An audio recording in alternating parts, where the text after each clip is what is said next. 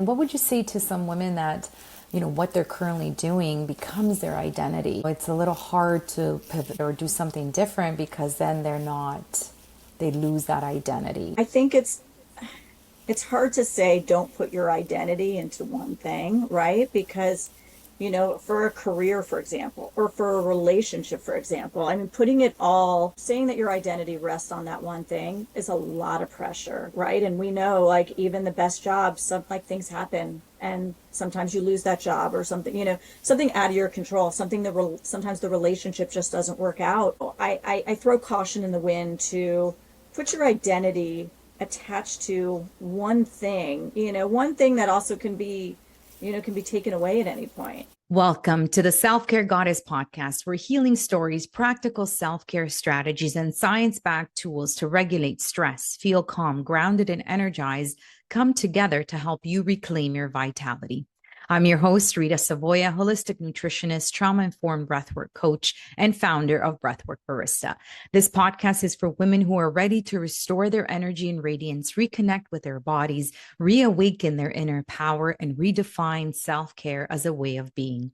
Through science meets soul practices, restorative mind-body tools, and real stories of transformation, we'll explore how true well-being can help you live with more joy, vibrant health, and authentic connection to yourself and those you love.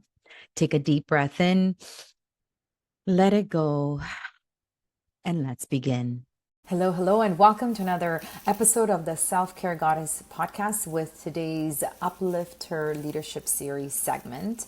And the theme for today is the courage to reinvent yourself. So embracing life's pivots and how it can lead you on to a path you were perhaps meant to be on all along. But before we start and I introduce our beautiful guest today, I would love it if you can participate in this quick coherence technique with me, just to reset your nervous system and embrace a little bit of calm and maybe sometimes too much chaos in our day. So if you feel comfortable, you can lower your gaze or even close your eyes and begin to really tune out what you need to do next, what you've done before this, and following your breath.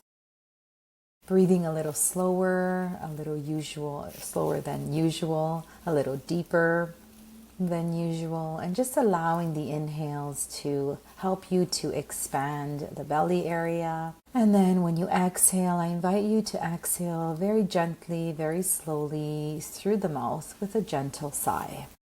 So inhaling, expanding, exhaling, letting go of any tension, any stress that may be stuck in the body, allowing those exhales to fully release and relax.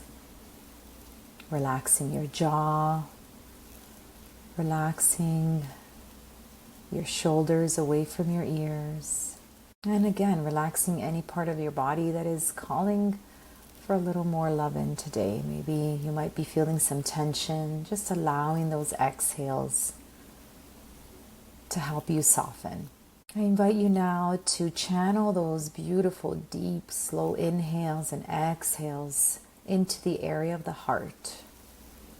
Where attention goes, energy flows. So let's energize this beautiful organ that's keeping you alive. Inhaling, exhaling into the heart area. And in this space of gratitude for your heart, I now invite you to visualize someone that you're grateful for today. Living our past. Visualize this person as if they were right here in front of you, and I invite you to send them all the love, the gratitude, and the appreciation for being in your life. Allow that to radiate from your heart to their heart, wherever they're at. And now let's send that same amount of love, gratitude, and appreciation. Send it back to yourself for being here, not giving up, piquing your curiosity and interest in these beautiful topics that we discuss for your own self-care and self-love. On your next inhale, flutter your eyes open and come back to us. Thank you for joining us on that quick coherence technique. So today's guest is someone who reminds us that some of life's most meaningful opportunities begin with an unexpected turn. Danielle launched her career in Hollywood publicity with Miramax International before making a bold pivot into the world of luxury wine and spirits, where she has spent more than 2 decades building some of the industry's most iconic brands.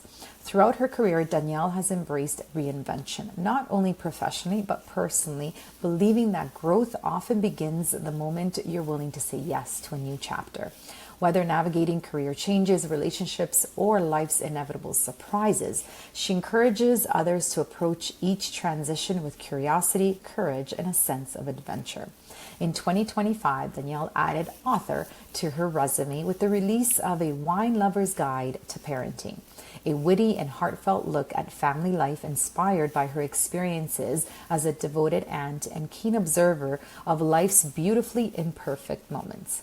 And beyond her impressive career, there's a fun side to Danielle. You might be surprised to learn she once competed on the 100,000 pyramid. If her life had a soundtrack, it would be I Lived by One Republic. And when it's time to unwind, you'll find her enjoying Below Deck or Amazon's Prime off campus. Amazing. Love the bio. Welcome to the special Uplift Her Leadership Series of the Self-Care Goddess podcast. Danielle, how are you today? Great. Thank you for having me. Thank you for that fabulous intro. I love the breath work to start it off. It was great.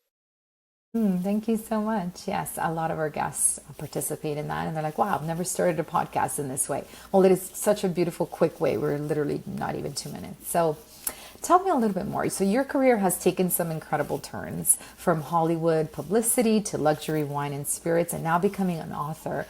So looking back, Danielle, what gave you the courage to keep saying yes to these reinventions instead of staying where it felt comfortable? I mean, I think, I always say my story is rooted in transformation and the kind that doesn't happen overnight, doesn't happen all at once, but through a series of unexpected pivots. And I've certainly lived multiple plot twists. As you mentioned, shifting careers, navigating a broken engagement, so personal, and continuously reinventing myself and my story. And I think, really what propels that is it starts with the first pivot, the first change. I mean, before even leaving entertainment, I had decided to move from New York to LA. I was living in New York, as you mentioned, working at Miramax Films in this great career, doing international PR, eventually running the department, living in New York City in my 20s, traveling the world.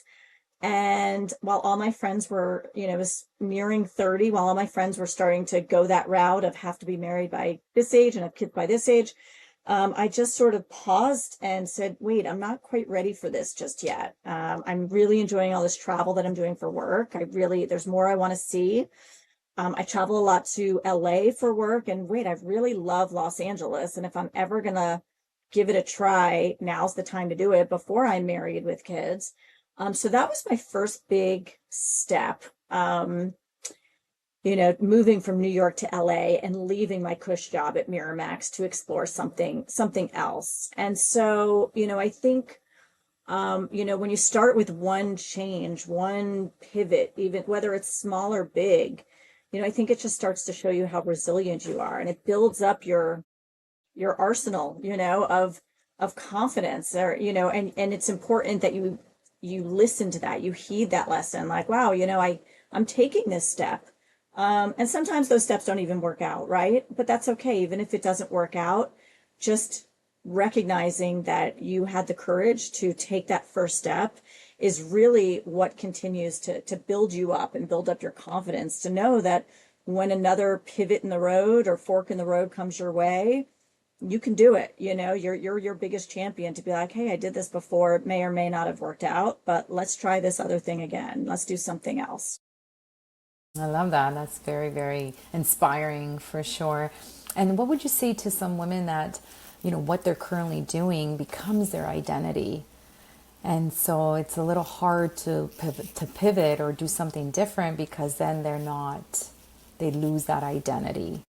So did you experience that at all? Or maybe have you come across some women that are, admire what you do, because they would probably never do that, because then that would mean losing your identity. So any thoughts on that? I mean, that's interesting. I think it's hard to say don't put your identity into one thing, right? Because, for a career, for example, or for a relationship, for example, I mean, saying that your identity rests on that one thing is a lot of pressure, right? And we know, like, even the best jobs, like things happen and sometimes you lose that job or something, something out of your control, sometimes the relationship just doesn't work out. Um, so, I throw caution in the wind to put your identity attached to one thing that also can be taken away at any point. I Mm-hmm. think, identity could be, again, if you associate your identity with your career, maybe it's trying to dive a little deeper and do a little bit more reflection on realizing that maybe the identity isn't the what of your career, but how you got there, right? Your identity is that you built yourself into this position, you built this career. Same thing with a relationship, your significant other is that shouldn't be our identity. Your identity is your capacity to love in the relationship, what you give to the relationship, what you gave, so that, God, heavens forbid, if the career changes or the relationship changes, hopefully you're not losing sight of the identity. Like, I'm still, like I walked away from an engagement. That didn't take away from me what I bring to a relationship. I'm a nurturer, I'm a caregiver, and I still have that to give, even though that relationship didn't work. Right, right. And did you find during those pivotal moments that there are certain, maybe call them symptoms, or just something that comes up that there's kind of like, maybe you can let us know to watch out for, that you're ready for that next step? I think it's just your internal guide, right? I mean, and it's hard to say, it happens for people at different stages, right? And for me, it's all about heeding the lesson of what that last chapter had taught me, so that I'm driving and propelling myself forward. So I'm not making those same mistakes. I mean, for example, in relationships, sometimes you hear of, women in abusive relationships, whether it's physical or mental, and it becomes a pattern, right? They fall back into that kind of relation. It sometimes it repeats itself, and it's hard. And, I think for me, what I do a lot of work on is internal reflection, so that I'm not repeating those things that I don't want to happen in my next chapter. And so again, the relationship, there were a lot of things in that relationship that I worked through. And once I got out of it, and saw how good I felt getting out of something that wasn't serving me, I used that to, propel me forward in the next relationship. And so in my next relationship, and also, let me backtrack, when I broke up with my fiance, I remember, living on my own, and I was never happier. I never cried another day. And I was like, what freedom this is. And, I really valued, making my decisions and doing things that I wanted to do. And so when I got into my next relationship, when things weren't serving me, there was, drinking became an issue for him. And when it wasn't serving me, that's because I went through that first, pivotal break from the engagement. I was able to heed those lessons and say, you know what, I don't need to put up with this, and I'm fine on my own, and I'm happier on my own than being unhappy in a relationship. And so it's time for me to walk away. So it's really about trying to, not look at those things as battle scars or failures, but really extracting the lessons and carrying the quote unquote scar, right? There's a difference between learning from something or dragging it into the future. And, the more you learn from it, the more you armor yourself, and the more you create better boundaries and clearer instincts and stronger discernment for what serves you. Yes, I love that. I'm just curious, as a child, were you always like this? Is this, I'm just trying to get at, is it something that we're sort of born with, or something that we nurture along the way? Do you remember? I don't know. I mean, I think I've always been an independent spirit. My parents divorced when I was one. I think that sort of, you know, gives you, you know, I don't know, it certainly armors you with some life lessons, right? Navigating two households and two different parents, and it wasn't always a pretty relationship with my parents. And yeah, so I think I've just always been independent, an independent thinker. On top of that, I mean, my dad was very much, this mindset as well, and, worked his way up from nothing to something, and really, I admire that, and followed in his footsteps of just really, he always tried to, and he did, at one point, he built his empire up and lost pretty much everything. And that was a big life lesson for me. Like, you never know what your next chapter brings. You never know when it's all going to be great, or when it all is gone, or you never know. But what you do know is who you are, and how your resolve, and how you come out of it. So I think just, it's some of it, I think, is instinctual, and some of it is just seeing the environment around you and being independent. And I think independence is what gives you the strength to stand on your own 2 feet, for sure. Definitely. And when you were making those pivotal changes in career and relationship, as well, like, how did you calm that fear? Because I'm sure it was there in terms of fear of the unknown, fear of failure.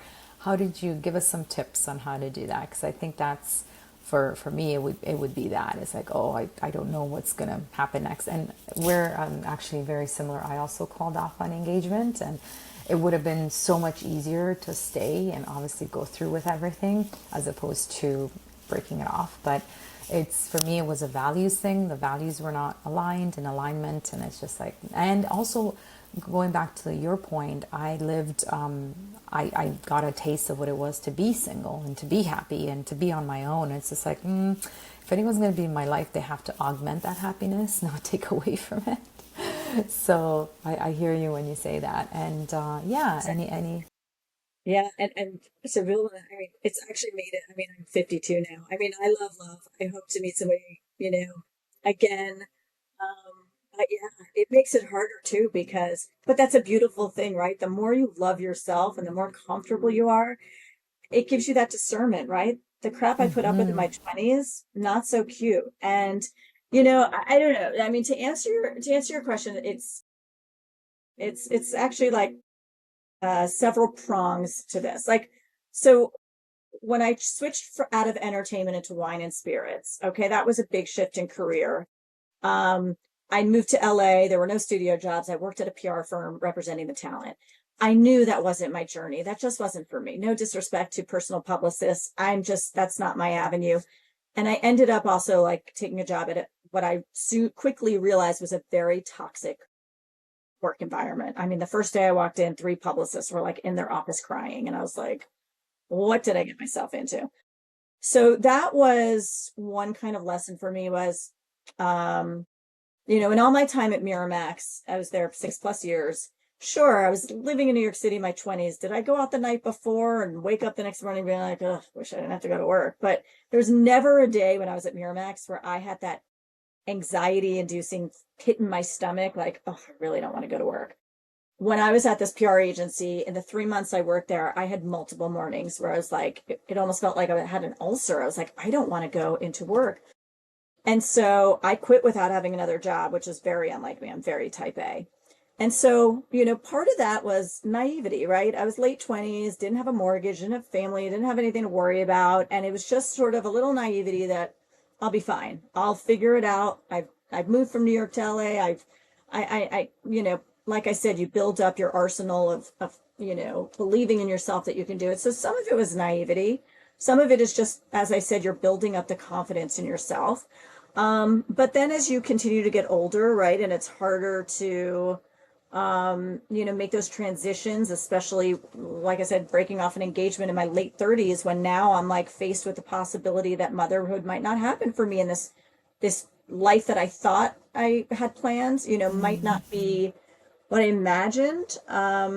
But I think, there's different coping mechanisms. One of those is, I do a lot of internal reflection. I do a lot of writing, like, to myself. Like I just put it all out. I get it all out on paper. You know, therapy works for many people.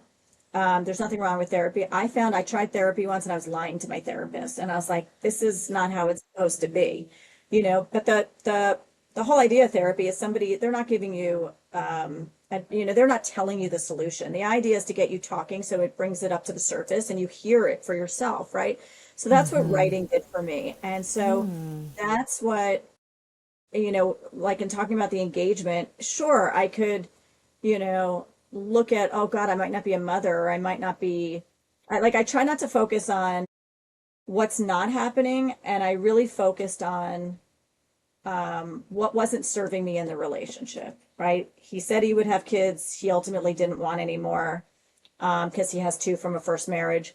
But there were many other things. I mean, you know, I learned that he was interested in having an alternative lifestyle. That doesn't interest me. That may work for some couples. That doesn't interest me. So he was very sort of manipulative about it. And so when I started to do some internal reflection, you know, instead of focusing on, oh, I might, you know, I'm not going to be married or have kids and have this quote unquote picture perfect life, I started focusing on I wasn't happy.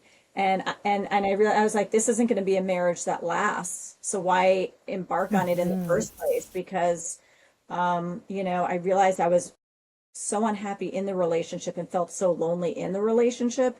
And I realized that was the biggest problem. That's a bigger problem than not being married and not being a mother. Yeah, I love that. So, really identifying priorities and what you want in life. And Yeah. yeah, I always say there's always going to be someone for someone out there. So, definitely Yeah. continue And believing and don't give up for sure. yeah, and if you know, and there could be many people, and if there isn't, right? I mean, Hmm. you know, again, I love, but I'm at a stage now where I'm very comfortable on my own, and it's amazing. I have a network of I have a group of like 20 plus friends. We're all in like a group text together, like all that live around me in like Southern California, late 40s, early 50s. Some have boyfriends too, are married with kids, but we're all sort of that you know, new kind of like, all right, we didn't go that path. We don't need, you know, we decided, you know, the path of motherhood wasn't gonna be in our future. And I have a network of people. And when I don't want to see them, I really enjoy being by myself with my dog. Yeah. Exactly. Yeah, I love that. I'm very, very, very similar in terms of extroverted, love hanging out people with people, but then I need that time to recharge as well. And Absolutely. speaking of taking care of yourself, so these career changes, life transitions, you know, relationship changes can be exciting, but at the same time, very exhausting too. So, what have you found worked for you or works for you when it comes to taking care of yourself? So, what are some things that you're doing? Well, let me first back up and say, as I said, writing is my therapy. So not even just about like what's happening or things, just even just like a creative outlet. So that's really become So, do you mean like journaling as well or actual writing? journaling. Like I do actually writing. Like I have a creative outlet. Like I have so many different ideas that I'm working on. But it's less journaling. It's almost like when I broke off my engagement, it's almost like I was like writing a letter. So it's sort of like journaling, but like writing a letter to myself. And Yeah. this way I could just read it back to myself or sometimes like I've started just keeping like I was like for example, when I worked at Miramax, like this was before we had camera phones, and I have such amazing stories, and I'm like, you know, if I died tomorrow, and nobody would even know, you know, all the things in my life, and God knows I'm 52, I'm forgetting half of them, you know, my memory these days. So, you know, that's another thing I do. I started like a document ages ago, just writing down like like just memories and things, and so I love going back to that every so often and just looking at that and being like, you know, this is a quite a life that I've built for myself, and just sometimes looking at it just puts a smile on my face, reinforces what an amazing life I've built. I mean, you mentioned it. You asked me the question like, what would be the soundtrack of my life? I heard this song by One Republic, "I Lived," and I'm like, this is what I want to play at my celebration of life because it literally, I mean, I can say, without a doubt when I go, that's what people would say is like, I lived, I did it all. I did everything I want to do. So that's my self-care, is really leaning into all the things I want to do with my life, right? I mean, I just really look at it like I have one life to live. I want to do with it everything and anything that I possibly can within legal limits, of course. So I want to travel the world. I want to see the world. I'm a foodie. I love to, try, like, I want to do everything and anything. So my self-care is really like, okay, well, if I just need to center myself, it's maybe taking a vacation, or, going to a different culture, learning about other cultures, seeing how other people live. It can really center you as well, right? To see that we live in this great big world, and there's so much out there, and we're just a small piece of the pie. So seeing everything that's out there really centers me for sure. Yeah, it's filling your cup, whatever nourishes you, and so that you can give more to others, to life. And I love that. So my theme song would be Bon Jovi, It's My Life. So I love very, that. I'm a very Jersey girl, so I like it. yeah. Awesome. So your book finds humor in the beautiful chaos of what we call life. So what do you think of laughter? Why is this such an important part of resilience, in your opinion? Yeah, I'm somebody I always like to be the funny one in the group. I just love making people laugh. I've always been the glass half full person, because I think that's how we get through all these pivots and transitions and the messy middle, right? Is trying to find the humor in it, trying to find the joy. That's the only way that's going to get us through, to motivate us, right? If we wallow in the sadness and the, what could have been, that can be debilitating. So I find humor and laughter is universal. It's universal. So yeah. Yeah, it's so true. So tell us a little bit more about your book. I love the So this title. I book, think it's really unique. yeah, so this book came about. I actually wrote this when I broke off my engagement, so about 14 years ago. And a lot of things came together to put this book together. So one, as you mentioned, I'm working in the wine and spirits industry for over 22 years. So yes, I've already told you I'm 52, so I'm over 21. Um, I love wine. I love the wine industry. So as somebody who works in the industry, I love making wine fun, easy, accessible. It doesn't have to be daunting. What I like may be different than what you like. You don't need to be an expert. And so when I broke off my engagement, he has kids from a first marriage. So I was a bonus mom for many years. I'm an aunt, a very dedicated aunt to my niece and nephew. I'm also Aunt Danielle to many of my friends' kids. So I've been around many kids, and I just had that nurturing spirit in me. And so when I broke off my engagement, all of a sudden I was faced with this possibility that the path of motherhood might not happen for me, but I still want a seat at the table to how kids are being raised, right? This is the future generations that are going to be running our society. And as we see more than ever, that what's going on in today's world is we need, leaders in this world with empathy and not to discriminate. And, so I really want to sit at the table to how kids are raised. So this idea came to me. I was watching my niece and nephew, and they were young at the time. And although great kids, of course, every kid has the propensity to whine.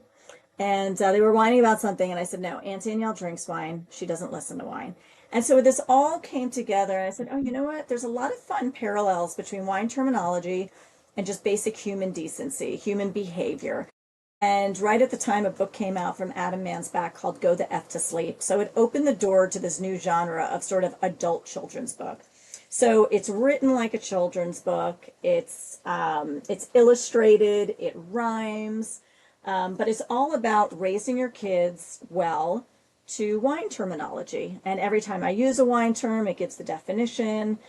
So again, and I think the humor in it is what's important, because I'm not proclaiming to be a professional parenting expert or doctorate. I don't have my doctorate. It's just I say you don't need to be a parent to know basic human decency and behavior, right? To know good manners and not to be a bully and all these things. So I just poured my heart out into this love letter to parents of when they're new parents or just starting out, to just these gentle reminders of, teaching your kids to grow up to be good human beings. Yes, and I think you have a special gift for us. You'll read us a little bit of it. I would love to read a chapter. They're super quick. As I said, it reads like a children's book, but it's not made for kids. So lesson 3 is you don't want your kids to ferment. So in the winemaking process, fermentation is when you convert sugar into alcohol. Well, sugar we think of as sweet. Alcohol we think of can be harsh or biting. So you don't want your kids to turn into someone that was sweet into harsh and biting because they don't have manners. Manners, manners, manners are the key to it all. These lessons need to start even when they're small. Teach them this from day one before they start to crawl. You don't want your kid to be the sour grape in the bunch and turn into a spoiled brat that kids want to punch. When they start talking, make sure they know thank you and please, and to always say bless you when they hear someone sneeze. Please and thank you are an absolute must. Without that, your child's a total bust. There's nothing worse than a child who has behavior that is crude, because it'll continue as they're older and become someone who's rude. People don't take kindly to and aren't nice to those with attitude, because it's very off-putting and puts others in a bad mood, oftentimes causing confrontation and leads to a nasty feud. Wanting to put a little bit of poison in your child's food. Is that really how you want your kids to be viewed? Wouldn't you prefer that there's someone who's rude? Without manners, they'll ferment and turn into someone harsh and biting. They may turn into a kid who's rude, obnoxious, and always fighting. So teach your kids some manners and to have some heart and soul. Without that, your kid may well turn into an a-hole. I love it. That's brilliant. That's amazing. Really cool. I can think of some parents I can gift that to for Christmas this year. It's a great gift. Pair it with the parents' favorite bottle of wine. Or Exactly. if you're baby shower with a onesie, you're done. It's great. Yes, I love it. I love it. So how's it been going? As I said, I wrote this 14 years ago, but as you can imagine, getting published is a very difficult feat. And back then at the time too, we weren't using the internet as wildly as we are now. But agents don't want you unless you've been published. Publishers don't want you unless you have an agent. And every publisher had a different process to submit. It was like, I felt like I was applying back at college all over again, different cover letters and stories and essays. And so I shelved it for quite some time. And so self-publishing sort of was daunting to me. And so I recently heard about hybrid publishing, which is sort of like self-publishing, but you pay for, it's somebody that worked in the publishing field. And so they're kind of guiding the process. It's hard. It's a lot of work, especially promoting a book on your own, without a big publishing house. Yeah. So we'll see, but I've been having so much fun going on the podcast circuit and talking about the bigger story of, what everybody's going through is just life pivots and not letting it define you. But sharing the book is just added, cherry on the pie to share with the audiences. I love it. Well, thank you for sharing it. Definitely going to be on my Christmas list to gift people. And you're right, baby showers or weddings, anything really. It's really cute gift. Yeah, and it's even for wine lovers, right? It gives wine definitions. It gives a basic understanding how wine's made. It gives a recipe for mulled wine. So it's just a fun humor book, a little coffee table book. Yes, I love it. Thank you. That's awesome, Danielle.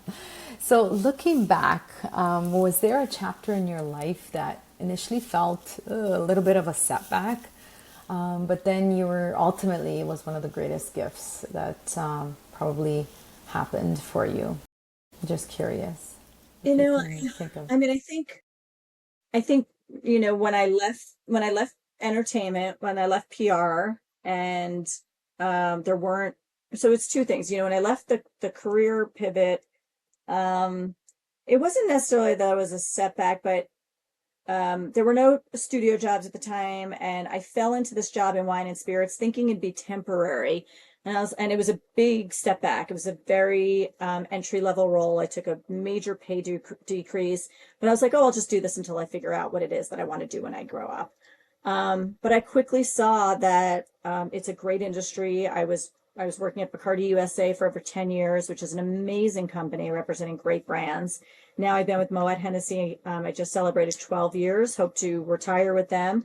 Another great company, shepherding these amazing brands with such history. So, when I left that, entertainment, which is an area I thought I'd I'd be in forever, because that's all I ever wanted to do when I was younger. It wasn't necessarily a setback. It's just that was the first kind of eye-opening experience to realize that like there's not one yellow brick road that leads directly to Oz, right? There's lots of paths along the way. And sometimes when you get on a different path, you start to see that maybe that was the path you were meant to be on all along. And so that, of course it was daunting when I left careers, but then once, like I said, it's like you have to embrace these pivots, because that's the only way you're going to propel yourself forward. And then the same thing with the relationship, I didn't necessarily look at when I ended my engagement, I didn't necessarily look at it as a setback, because as we talked about, I felt such a sense of relief being out of it, being out of the misery. The only quote unquote setback was thinking like, oh wow, now I'm late 30s, like, pressure's on to get married or have kids. But again, it sort of set the stage and redefined what my future success looks like in relationships. And, okay, maybe motherhood isn't going to happen for me, but it doesn't mean that, like I said, I'm so involved in so many of my friends' kids' lives. It's great. I take them to movies and escape rooms, hop them up on candy, send them home. I mentor kids, so I still get that fill. But I see that like, I forged a new path. So I don't look at it as a setback, but it was just sort of a detour that redefined what my future goals were. Beautiful. Yeah, I can resonate with a lot of the things that you're saying here today for sure. And it's nice to give it back too. Yeah, yeah.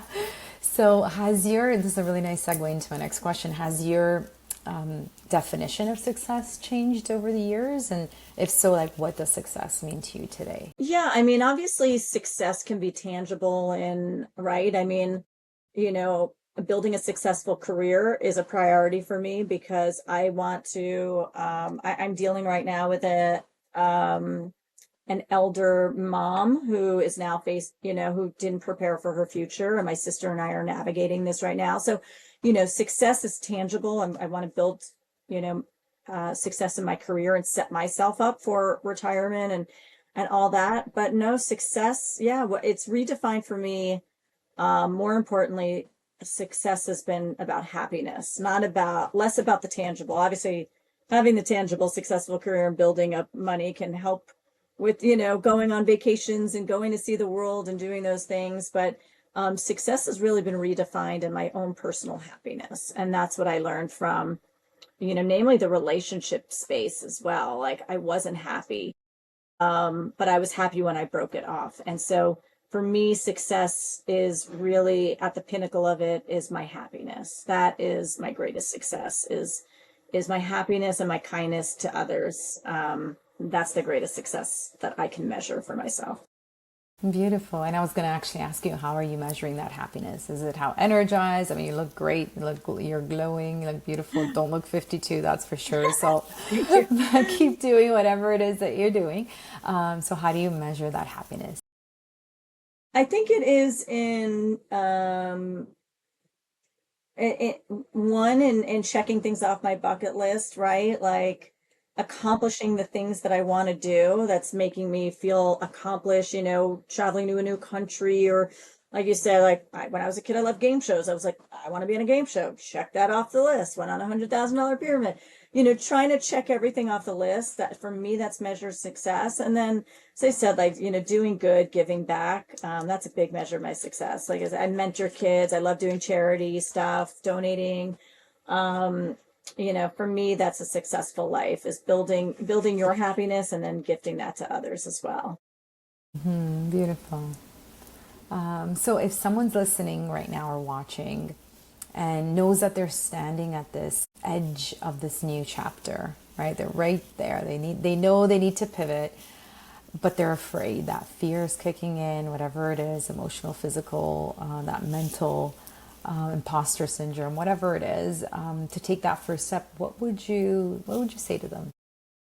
Yeah, I'd say, you don't stand on that bridge forever. You don't stand in the in-between forever. That in-between space can be terrifying. But what I learned most is that in-between isn't a void. It's really a construction site, right? It's the curriculum, and it feels unstable because things are uneasy. But, all it takes is, first the confidence. You have to tell yourself in your brain, I'm going to move my left foot and then I'm going to move my right foot. You got to believe in yourself, to move your feet and to move your mind physically, emotionally, to keep walking, to get over that bridge, to get to the other side. And, the biggest lesson is don't rush to let it define yourself. Just you can let it be unfinished for a minute, because it really is the curriculum. It really is, what's going to guide you into propelling you forward. I like that. Definitely. I like that. Leaving it unfinished for a moment. Yeah, stepping away, especially for us women. I feel like we need to always complete things so perfectly, and it's whether we've grown up this way or it's in our DNA, or so it's Yeah. nice to give permission to allow that to happen. So if you were to go back to yourself in maybe your 20s, what would be the piece of advice that you would give a younger Danielle? I would say don't change a blessed thing, right? I mean, yeah, well, if I were to say something, maybe go into a career of being a travel and food writer, because man, that would be great. But no, I would say don't change a blessed thing, right? Because everything, even the pitfalls or the missteps, it's all gotten me to where I am today and the person that I've become today. And I wouldn't change a thing. Sure, do I wish certain things were easier, and did I not have certain heartbreaks? But like I said, it set my parameters. It created discernment. Again, using the example of every bad relationship, as long as you're heeding the lessons, like it's created the discernment on, building up what I want for my future. And, it's I always say every chapter, every lesson is a chapter in the storybook of your life. And, it's how you put it together and it's how you heed those lessons to move you forward. But it's really shaped who I've become, and I like the person I've become. And so I wouldn't change a thing. Beautiful. That's awesome. So is there a book or mantra that you live by that has been very influential in your life? No, I mean, I don't have one sort of, book or credo. I think it's just, like I said, it's just believing in myself and just realizing, like, the shifts, the pivots, it doesn't mean failure. It means evolution, and keep going forward. Just keep going forward. And when one path isn't serving you, go veer off on another path, and see what else is out there. You can always go back, or if that new path isn't working, you could check out another path. But you don't know unless you try. So, um, believe in yourself. That's the most important thing. Yes, definitely. So if you were to have lunch with any woman, living or past, who would it be, and why? Why this particular woman? Michelle Obama. I mean, I think she's just the greatest woman in the world. She's so smart. She's so well spoken. She is a woman of the people. Yeah, I'm a big Michelle Obama fan. Awesome, awesome. So, just very curious because we talk a lot about on this podcast, especially this Uplift Her Leadership Series, Burnout.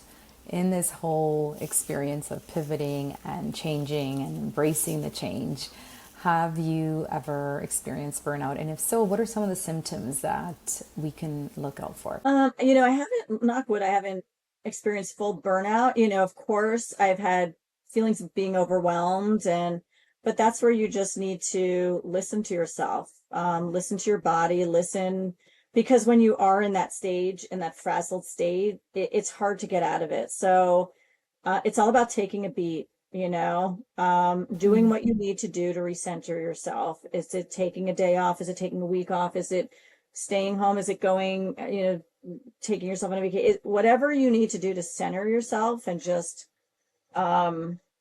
is your way of refocusing, because that's only going to help you to propel you forward. When you're kind of in that, frazzled state, spinning out of control, is only going to exacerbate and make it worse. So whatever you need to do, for me, like I said, it's maybe taking a break, maybe traveling. So I love puzzling. I love like just losing myself. Also, it's really good for cognitive, abilities. Like I love just like focusing on a puzzle sometimes and like taking a break from things and just, yeah, whatever it is that like you want to do to like center yourself. Sometimes it's cooking.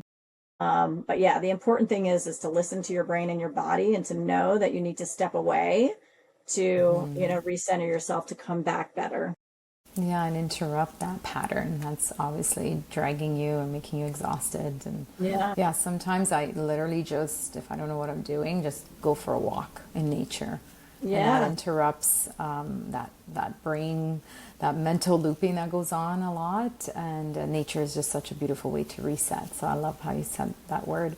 So when people think about Danielle, let's say in 50 years from now, what do you hope that they'll remember you by? Well, like my song, I hope they remember me saying she really lived. She did it all.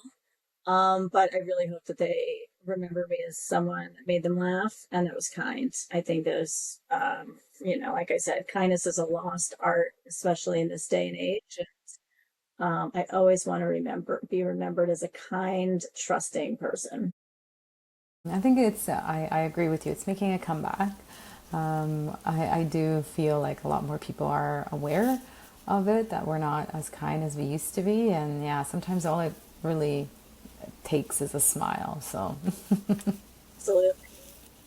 So Danielle, what's next on your bucket list? So immediately, and then maybe 10 years from now, and you can pick personally and professionally, or both.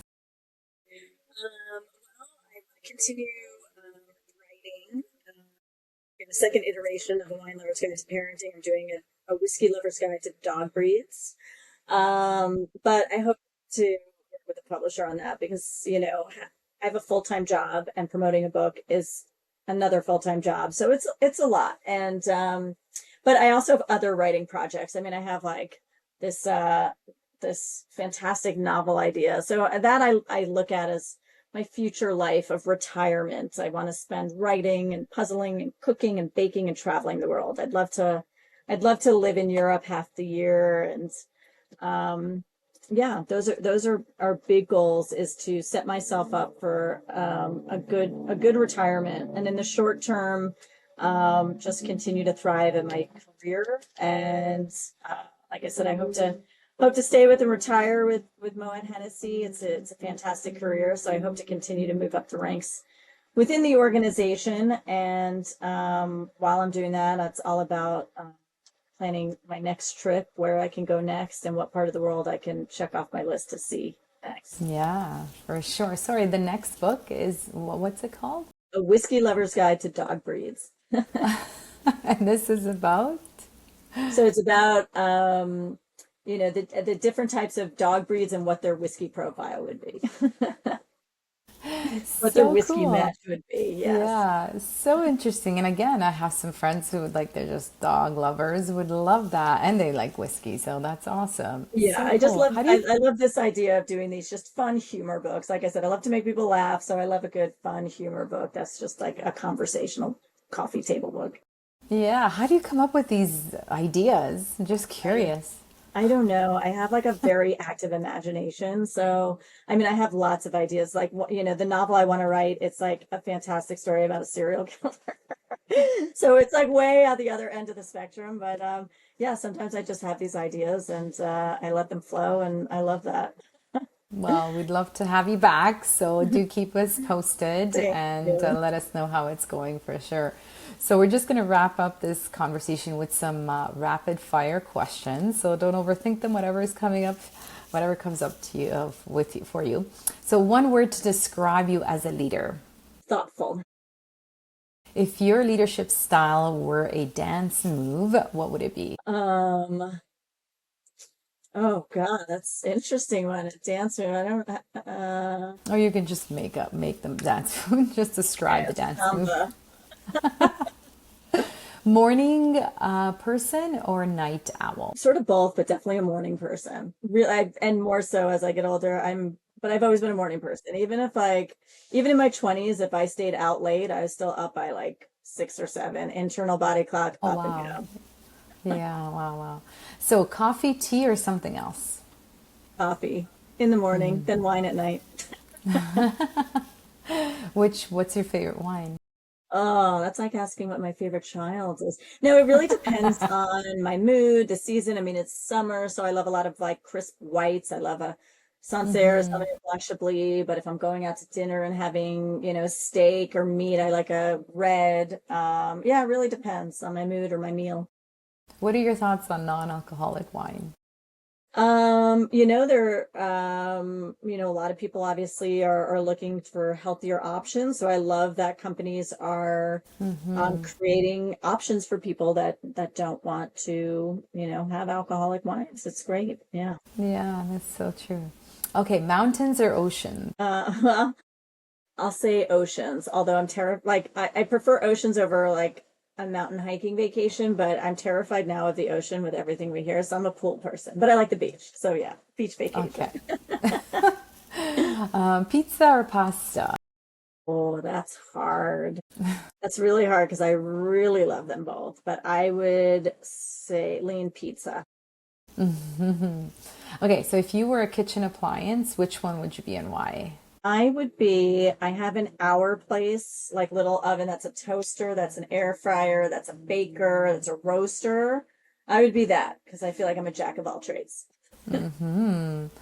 And what's your oddly specific superpower? Like always finding the fastest grocery line or parking spot? I am a fantastic parallel parker. And So I am just I. I moved from actually like enjoy it. Yeah, I moved from a sedan to like a monster SUV, and I was pretty proud of how quickly I adapted to being able to parallel park that beast. Amazing. If you could instantly master one skill, Danielle, just like that, what would it be? Learning languages. I really want to learn French, and God, the older I get, the harder it is to retain new languages, but I would love to be able to just pick up a new language like that. Now with all of these apps, I think it's really easy. And then there's also exchange programs, like you can talk to someone, like you'll speak to them in English and they'll reply in French and stuff. Yeah. Or yeah, that's cool too. I signed up for what is it, the one of the things like a lifetime is it Rosetta? No, the other one. I don't, maybe it's Rosetta Stone. But anyway, I find that like I like learning on my own, it's too hard. Like I probably would Yeah. thrive like in a class environment or Yeah. Or structured environment. or a tutor or something. Yeah. Yes, that's Yeah. true. So, Danielle, if you were to gift every woman listening or watching this podcast that one thing, so think of Oprah, you get a car, but it doesn't have to be tangible. It could be tangible or intangible. What would it be? It would be confidence, right? Confidence to believe in yourself. That's what I would love to gift. Yeah. That's how you get through the messy middle, the bridge. That's how you get through the life pivots, is confidence, self-confidence. And I think that helps believing in yourself when you're confident. It makes it easier at least. Yeah, absolutely. Thank you so much. Is there anything else you would love to say before we wrap up? Yeah, I mean, I think just, well, thank you for having me. And I think just to wrap up, it's, like I said, that, what I've learned is that when life takes an unexpected turn, the goal is not to spend your life wishing for a different story or worrying about what didn't happen. It's really to become curious about the one you're living, and that there's beauty, there's purpose, and there's joy waiting in the unwritten chapters. And it's all about discovering what those are.